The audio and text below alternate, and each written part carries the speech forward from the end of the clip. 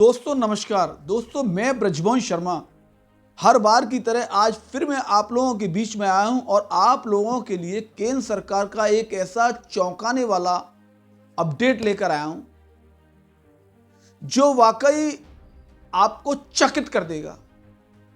दोस्तों जो मेरे मित्र अभी मेरे YouTube चैनल से नए जुड़े हैं, प्लीज वो मेरी वीडियो को लाइक करें और सब्सक्राइब करें।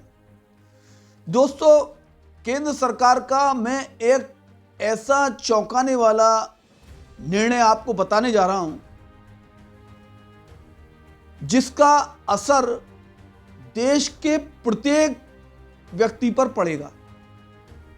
आप मेरी वीडियो में कंटिन्यू बने रहना, अंत तक बने रहना।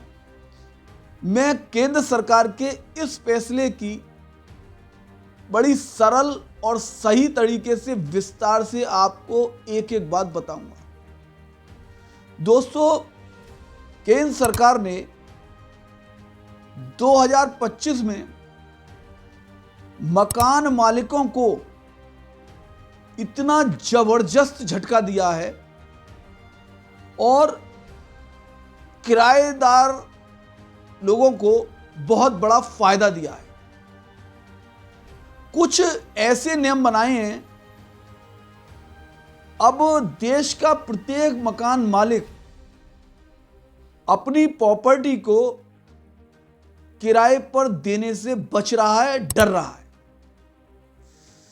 दोस्तों केंद्र सरकार ने अभी हाल ही में नया किराया नियम 2025 लागू कर दिया है, क्योंकि हमारे देश में आधे से ज्यादा आबादी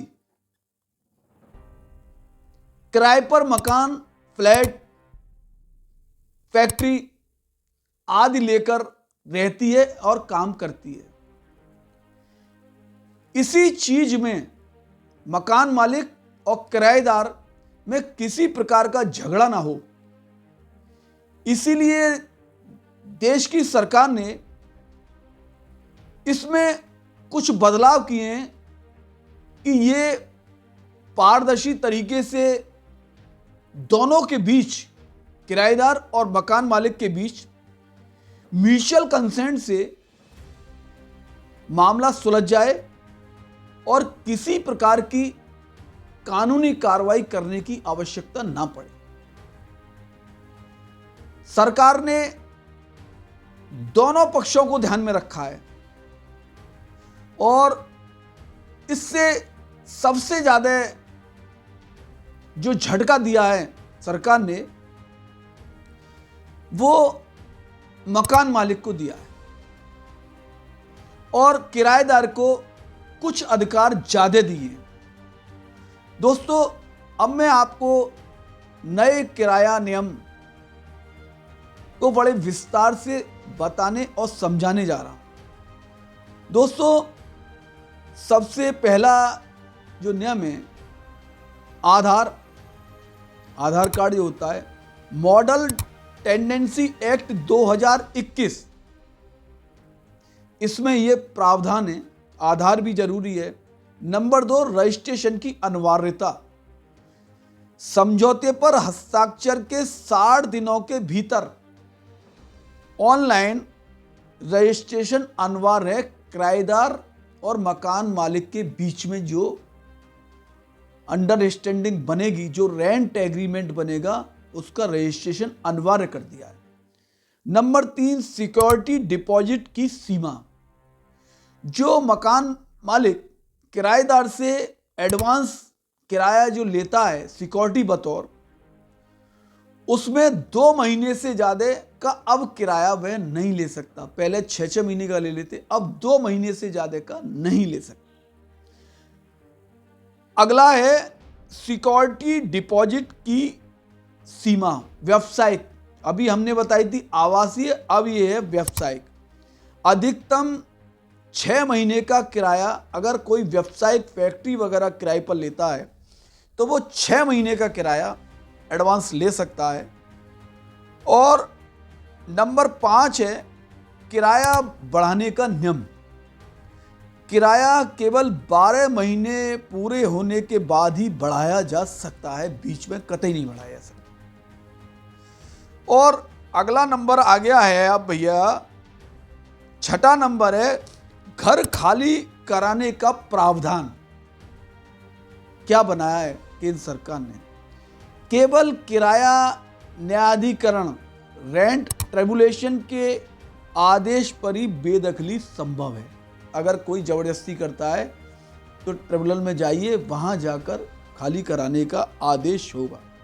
नंबर 7वां है सातवां है मरम्मत की जिम्मेदारी।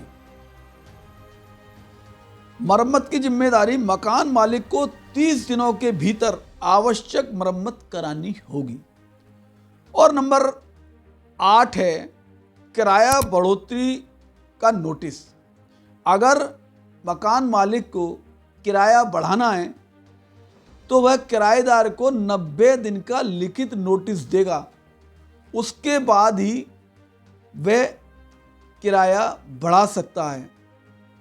दोस्तों, दोनों के बीच पारदर्शिता लाने के लिए किराएदार और मकान मालिक, इसीलिए सरकार ने ये फैसला किया और किराएदारी के नियम में, कानून में ये बदलाव भी किया और कुछ नए जो नियम डाले हैं वो मैंने आपको सब विस्तार से 1 बाय 1 समझा दिए। अगर आप अपना मकान किराए पर उठाने जा रहे हो तो थोड़ा अलर्ट हो जाइए। अलर्ट होने के बाद किराएदारी के नए नियम समझने के बाद तभी आप अपना मकान किराए पर दें। दोस्तों, अगर ये मेरी वीडियो आप लोगों को अच्छी लगी हो तो आप मेरी वीडियो को लाइक करें, सब्सक्राइब करें, शेयर करें। और अगर आपके आसपास कोई ऐसी समस्या है जनहित की, आप मेरे कमेंट्स बॉक्स में उसे लिखकर भेजें। मैं आपसे वादा करता हूं, ये चैनल आपका है। मैं उस समस्या पर कानूनन सत्य व सही तरीके से वीडियो बनाकर आपके और देश के सामने पेश करूंगा, जिससे आपकी समस्या का तुरंत निदान हो सके। दोस्तों, धन्यवाद। जय हिंद, जय भारत।